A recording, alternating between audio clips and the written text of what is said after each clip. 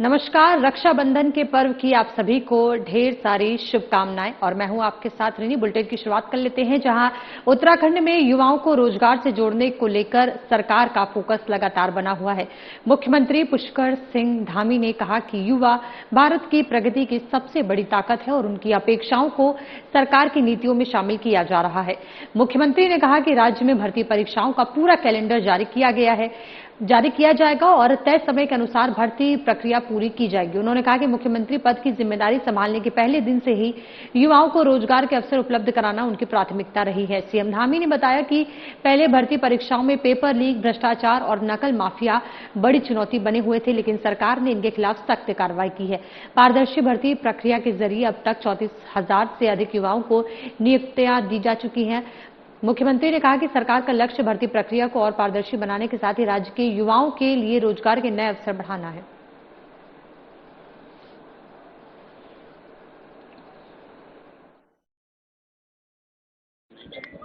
कि ये युवा भारत को आगे ले जाने वाले युवा हैं और इसीलिए मैंने इनको कहा कि ये इंडियन जनरेशन है और उनके लिए हमें जितनी भी व्यवस्थाएं करनी है, जिस प्रकार की भी नीतियां लानी है और उनके जो विचार हैं उन विचारों को भी कहीं ना कहीं हमको अपने शासन की नीतियों में, कामों में उसको भी समाहित करना है, क्योंकि वो बहुत जागरूक है, बहुत समझदार हैं, पूरी दुनिया से अवेयर हैं, जुड़े हुए हैं इंटरनेट के माध्यम से, अन्य माध्यमों से। तो कैलेंडर पूरी तरह से हमने कहा है कि जो कैलेंडर है हमारा पूरा जारी होगा। एक एक भर्ती जहाँ होनी वो सब भर्ती होंगी पहले दिन से। जिस दिन मैंने 4 जुलाई 2021 को राज्य के मुख्य सेवक के रूप में काम करना शुरू किया था, मेरा संकल्प था कि हर एक नौजवान को रोजगार से जोड़ेंगे और भर्ती प्रक्रियाएं जो भ्रष्टाचार जिसमें पूरी तरह से आज उस समय घुसा हुआ था, पारदर्शी परीक्षाएं नहीं होती थी, पेपर लीक होते थे, नकल माफिया हावी होते थे। हमने कहा कि हम नकल माफियाओं के खिलाफ भी कार्रवाई करेंगे, नकल माफियाओं के खिलाफ हमने कार्रवाई भी करी और भर्ती परीक्षाओं को पूरी तरह से पारदर्शी बनाया। 34,000 से अधिक नियुक्तियां बिना पर्ची और बिना खर्ची के संपन्न। नेपाल में आई भीषण आपदा के बाद भारत ने एक बार फिर अपने पड़ोसी देश की ओर मदद का हाथ बढ़ाया है। इस मुश्किल घड़ी में भारत ने नेपाल के साथ मजबूती से खड़े रहने का भरोसा दिया है। राज्यसभा सांसद महेंद्र भट्ट ने नेपाल में आपदा के दौरान दिवंगत आत्माओं की शांति के लिए 1 मिनट का मौन रखा। उन्होंने कहा कि भारत और नेपाल के बीच सदियों पुराने रोटी बेटी के रिश्ते हैं। दोनों देशों की भाषा, बोली और संस्कृति में भी गहरा जुड़ाव है। ऐसे में दुख और संकट की इस घड़ी में भारत का हर नागरिक नेपाल के साथ खड़ा है। प्रधानमंत्री नरेंद्र मोदी ने भी नेपाल के प्रधानमंत्री से फोन पर बातचीत कर मौजूदा हालात की जानकारी ली और हर संभव मदद का भरोसा दिया। केंद्र सरकार की ओर से नेपाल के लिए राहत सामग्री भी भेजी गई है। महेंद्र भट्ट ने कहा कि संकट की इस घड़ी में भारत नेपाल के साथ पूरी मजबूती से खड़ा है।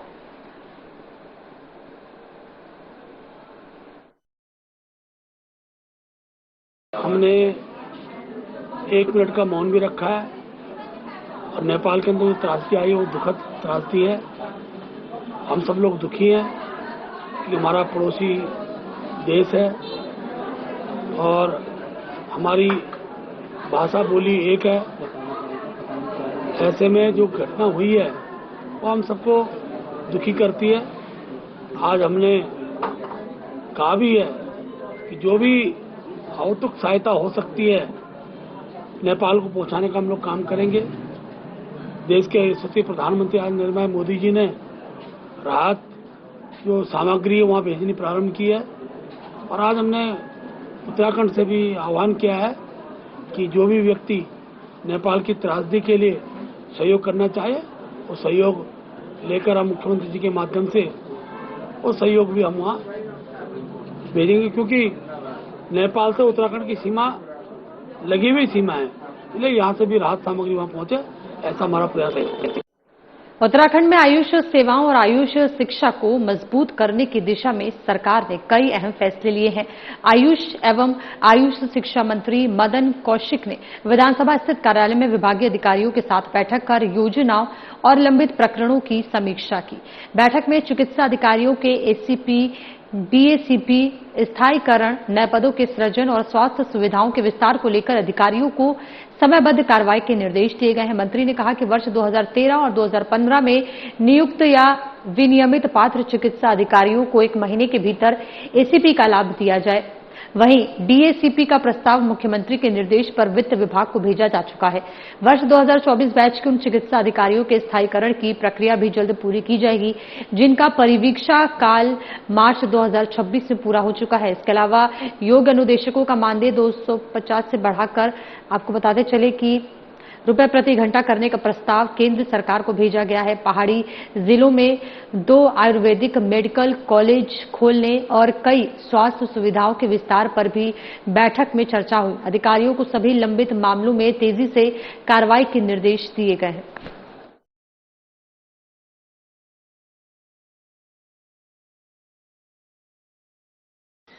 आज आयुष विभाग की एक विस्तृत समीक्षा बैठक हम लोगों ने, जिसमें यूनिवर्सिटी को लेकर और जो हमारे आयुर्वेद के हॉस्पिटल को लेकर सभी अधिकारी इस बैठक में रहे।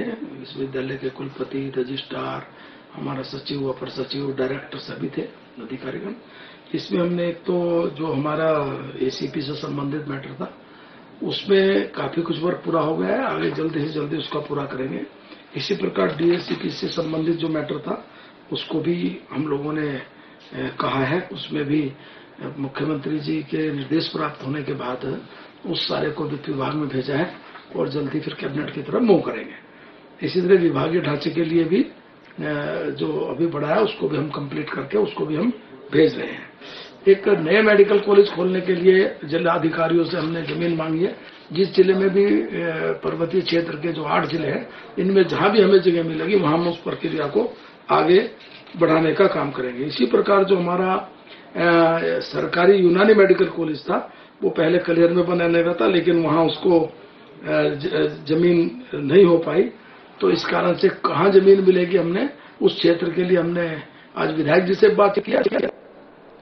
उत्तराखंड में मुख्यमंत्री चैंपियनशिप ट्रॉफी को लेकर खिलाड़ियों में जबरदस्त उत्साह देखने को मिल रहा है। प्रतियोगिता के लिए इस बार ऑनलाइन पंजीकरण ने नया रिकॉर्ड कायम किया है और अब तक 2,35,000 से ज्यादा खिलाड़ी अपना रजिस्ट्रेशन करा चुके हैं, जबकि पिछले साल ये आंकड़ा करीब 1,62,000 था।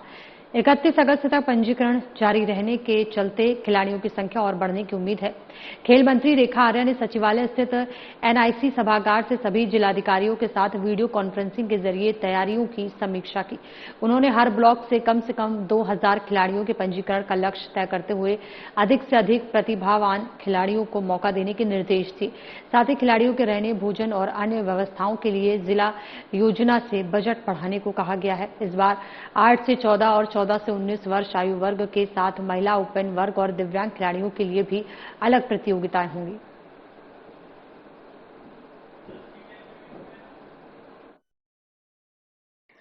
देखिए, आज हमारे सभी जनपदों के जिलाधिकारियों के साथ में, खासकर जो हमारी 1 तारीख से मुख्यमंत्री चैंपियनशिप ट्रॉफी की शुरुआत होने जा रही है, उसके निमित्त सभी जिलाधिकारियों से आज संवाद कायम किया गया। सभी जिलाधिकारियों को ये स्पष्ट निर्देश दिए गए हैं कि न्याय पंचायत स्तर पर होने वाली प्रतियोगिता हो, विधानसभा स्तर पर होने वाली प्रतियोगिता हो, सांसद स्तर पर होने वाली प्रतियोगिता हो और राज्य स्तर पर होने वाली प्रतियोगिता हो, तो इनकी हमारी पूरी तैयारियां जो है वो हम सुनिश्चित कर लें। खेल विभाग ने, युवा कल्याण विभाग ने अपनी गाइडलाइन भी जो है वो हमारे युवा कल्याण अधिकारी को भी और जिलाधिकारी को प्रेषित किया है। उसी के अनुसार जो है सारा कार्य व्यवहार होना है। इसके अलावा न्याय पंचायत, विधानसभा और हमारे सांसद स्तर पर जो हमारी समितियां बनाई गई हैं उनकी बैठकें उन्होंने कर ली हैं, अथवा जिन्होंने नहीं करी है उन्हें करने के निर्देश दिए हैं, ताकि जो है समिति पूरी तरीके से जो है इस कार्यक्रम को जो है ठीक प्रकार से वो आहूत करा पाए।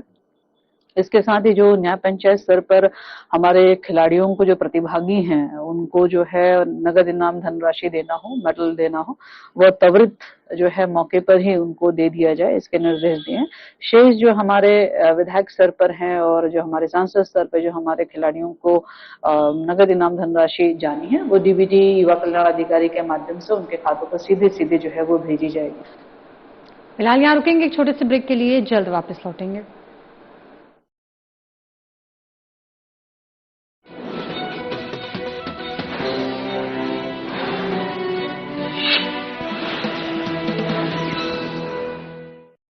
प्रधानमंत्री नरेंद्र मोदी के मार्गदर्शन और मुख्यमंत्री पुष्कर सिंह धामी की दूरदर्शी सोच से प्रदेश के युवाओं को मिल रहे स्वरोजगार के नए अवसर, मौन पालन को स्वरोजगार का जरिया बना रहे सैकड़ों युवा, वन संपदा से भरपूर उत्तराखंड के जंगलों में रखे ये सैकड़ों मौन बॉक्स स्वरोजगार में शहद की मिठास घोल रहे हैं। शहद उत्पादन को ग्रामीण आर्थिकी का जरिया बनाने के लिए राज्य सरकार ने नई मौन पालन नीति को मंजूरी दी है, जिससे किसानों के चेहरे खिल उठे हैं। मैं राज्य सरकार का बहुत ही आभारी हूं कि उन्होंने मधुमक्खी पालन के लिए बी कीपिंग पॉलिसी लाई और इस बी कीपिंग पॉलिसी के बनने से हमारे जैसे लाखों मधुमक्खी पालकों को एक नया रास्ता मिलेगा, मधुमक्खी पालन को प्रदेश में बढ़ावा मिलेगा। उत्तराखंड सरकार इस नीति के तहत मौन बॉक्स स्थापित करने, उनके माइग्रेशन, शहद प्रोसेसिंग यूनिट और टूल किट की खरीद पर मौन पालकों को 80% तक की सब्सिडी दिए जाने का प्रावधान है। मेरा ये मानना है कि जिस तरह से आज की तारीख में 80% तक की सब्सिडी मौन पालकों को दी जा रही है, तो ये अपने आप में बहुत बड़ा प्रयास है और मेरा ये मानना है कि आपकी खेती बाड़ी के साथ मौन पालन के जरिए आप अपनी आमदनी को बहुत बढ़िया स्तर पे लेके जा सकते हैं। उत्तराखंड में वर्तमान में लगभग 3,300 मीट्रिक टन शहद उत्पादन हो रहा है, जिससे 10,000 से ज्यादा लोगों की आजीविका चल रही है। राज्य सरकार ने अब 15,000 मीट्रिक टन शहद उत्पादन का लक्ष्य रखा है, जिससे 25,000 किसानों को लाभ मिल सकता है। राज्य सरकार मौन पालन को मिशन बनाकर चल रही है। किसानों को मौन पालन से संबंधित ट्रेनिंग के साथ ही उन्हें कई तरह के प्रोत्साहन भी दिए जा रहे हैं। मौन पालन से मिलेगा स्वरोजगार, किसानों की हितैषी उत्तराखंड सरकार। उत्तराखंड के विकास की रीढ़ हमारे मेहनतकश श्रमिकों के लिए राज्य सरकार ने ऐतिहासिक कदम उठाया है। प्रधानमंत्री नरेंद्र मोदी के मार्गदर्शन और मुख्यमंत्री पुष्कर सिंह धामी की दूरगामी सोच से राज्य के 3 लाख से ज्यादा श्रमिकों को बड़ी सौगात दी है। राज्य सरकार के प्रयासों से 20 साल बाद उत्तराखंड के उद्योगों, इंजीनियरिंग इकाइयों और निजी संस्थानों में काम करने वाले कुशल, अर्धकुशल और अकुशल श्रमिकों के वेतन में भारी बढ़ोतरी की गई है। मेरा नाम अनामिका है, मैं विल्डास वाइटेक में काम करती हूँ और जो उत्तराखंड सरकार ने सैलरी बढ़ाई है उससे हम वर्कर्स सभी खुश हैं। मैं उत्तराखंड सरकार का धन्यवाद करती हूँ। सरकार के इस कदम से हजारों श्रमजीवियों के चेहरे खिल उठे हैं। इस फैसले के बाद उत्तराखंड के श्रमिकों की मजदूरी अन्य कई राज्यों से अधिक हो गई है। राज्य में अकुशल श्रमिक का वेतन 13,800 रुपए प्रति माह तय किया गया है। अर्धकुशल श्रमिकों का वेतन 15,100 रुपए प्रति माह और कुशल श्रमिकों का वेतन 16,900 रुपए प्रति माह कर दिया गया है। मेरा नाम जीशान है, मैं अंबर एंटरप्राइजेस में काम करता हूँ। उत्तराखंड सरकार द्वारा जो सैलरी बढ़ाई गई थी वो अंबर एंटरप्राइजेस में बढ़ा दी गई है और हमें वही सैलरी प्राप्त हो रही है। सैलरी बढ़ाने के लिए मैं उत्तराखंड सरकार और अंबर कंपनी का आभार व्यक्त करता हूँ। उत्तराखंड सरकार ने श्रमिकों की मेहनत को वेतन वृद्धि का सम्मान देते हुए ये साबित किया है कि सरकार समाज के हर वर्ग के उत्थान के लिए हर समय समर्पित है। श्रमिक अधिकारों के लिए संवेदनशील उत्तराखंड सरकार ने सभी उद्योगों को साफ निर्देश दिए हैं कि श्रमिकों के लिए तय मानकों का पूरी तरह पालन किया जाए। न्यूनतम वेतन और बोनस जैसी वैधानिक सुविधाएं भी श्रमिकों को समय पर मिलें। मेहनत को मिल रहा सही सम्मान, श्रमिक कल्याण को समर्पित उत्तराखंड सरकार।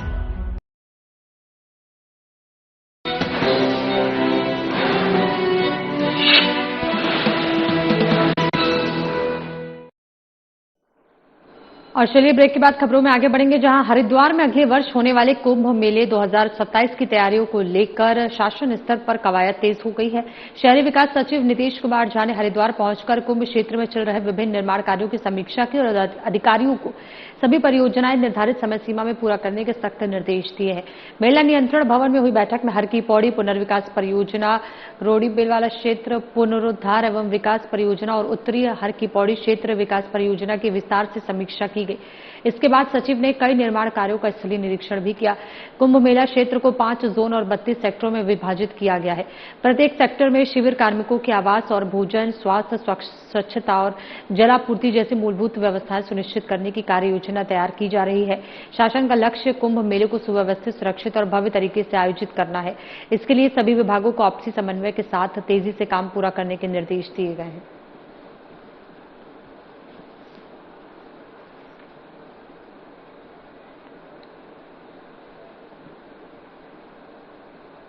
हरिद्वार में रक्षाबंधन और जन्माष्टमी पर्व को लेकर खाद्य सुरक्षा विभाग ने मिलावटखोरों पर शिकंजा कसते हुए जिले भर में सघन अभियान चलाया है।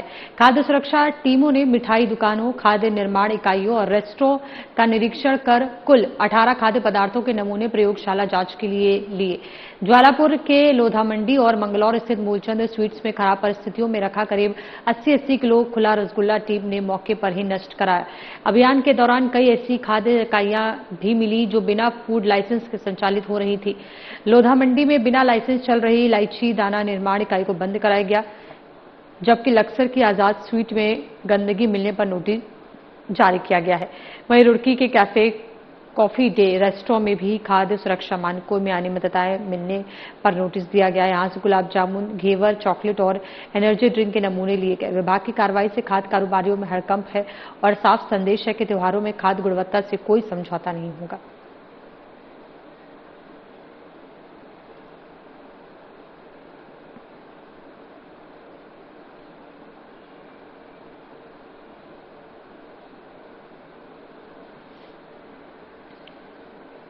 उत्तराखंड में चिकित्सकों की लंबित मांगों को लेकर प्रांतीय चिकित्सा स्वास्थ्य सेवा संघ ने सरकार के, आपको बताते चले कि सामने 11 प्रमुख मुद्दे रखे हैं। संगठन ने मुख्यमंत्री और स्वास्थ्य मंत्री को पत्र भेजकर जल्द कार्रवाई की मांग की है और 15 दिन का अल्टीमेटम दिया है।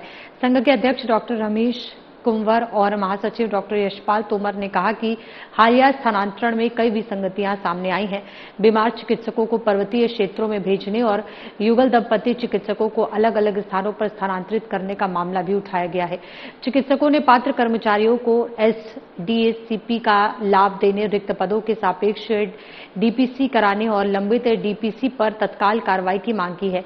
इसके अलावा अस्पतालों में सुरक्षा व्यवस्था मजबूत करने, आवास सुविधा उपलब्ध कराने और मेडिकल कॉलेजों में पीजी सीटों में पीएमएचएस चिकित्सकों के लिए सीटें आरक्षित करने की मांग भी रखी गई है। संघ ने चेतावनी दी है कि 15 दिनों में मांगों का समाधान नहीं हुआ तो चिकित्सक आंदोलन के लिए मजबूर होंगे।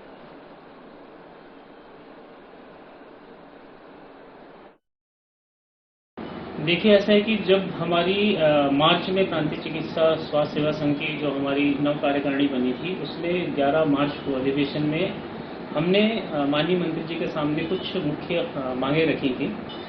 उसमें माननीय मंत्री जी ने हमारी सभी मांगों पर हामी भर दी थी। उसके बाद अभी 6 महीने हो चुके और कई स्तर पर हमने जाके शासन स्तर पर अपनी मांगों को रखा और बार बार ज्ञापन भी दिए, लेकिन अभी तक वर्तमान में बहुत अच्छे तरीके से उन पर कोई काम नहीं हो पाया है। जिसमें मुख्य हमारी मांगे थी कि डीपीसी जो कि हमारी लगभग 3 साल हो गए, अभी तक हमारी डायरेक्टर लेवल से नीचे की डीपीसी अभी तक सारी की सारी लंबित है। और जिससे कि क्या होता है कि प्रोन्नति में अगर जब तक समय पे नहीं मिल पाती है तो उसको नुकसान झेलना पड़ता है डॉक्टरों को। जैसे 2010 बैच तो जिसको अभी तक एसएमओ की डीपीसी हो जानी चाहिए थी, वो अभी तक 16 साल हो गए, अभी तक लंबित हैं। और उसके बाद एसडीएसीपी जो special dynamic assured career progression है जो हमारा, जिसमें समयबद्ध केंद्रीय सरकार के हिसाब से जो समयबद्ध तरीके से जो एसडीएसीपी मिल जानी चाहिए थी, वो भी बहुत लंबित है, क्योंकि हर साल इसमें 2 बार बैठकें होती हैं तो लेकिन समय पर इसकी बैठक नहीं होने की वजह से एसडीएसीपी अभी तक लागू नहीं हो पाई है। और एक मुद्दा हमारा ये भी था कि इसमें कि जो हमारे अभी बहुत संख्या में स्थानांतरण हुए थे डॉक्टर्स के, इसमें थोड़ा गैप एनालिसिस के लिए होमवर्क नहीं किया गया, क्योंकि इससे क्या हुआ कि इतने सारे ट्रांसफर होने की वजह से इसमें जो स्पेशलिस्ट कैडर है उसमें ज़्यादातर कमी बनी है।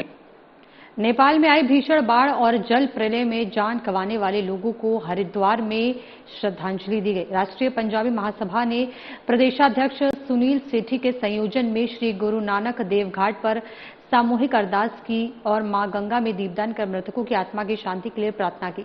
इस दौरान नेपाल में हुई त्रासदी पर गहरा दुख व्यक्त किया गया। प्रदेशाध्यक्ष सुनील सेठी ने कहा कि जल प्रलय ने पल भर में कई परिवारों के आशियाने उजाड़ दी और हजारों लोगों की जिंदगी तबाह कर दी। बड़ी संख्या में लोग बेघर हुए, जिससे ये त्रासदी बेहद हृदय विदारक बन गई। उन्होंने कहा कि इस दुख की भरपाई संभव नहीं है, लेकिन पीड़ितों के दुख को कम करने के लिए सामूहिक प्रार्थना ही एक माध्यम है। महासभा के सदस्यों ने मां गंगा से अकाल मृत्यु का शिकार हुए लोगों को मोक्ष और दिवंगत आत्माओं को शांति प्रदान करने की कामना की।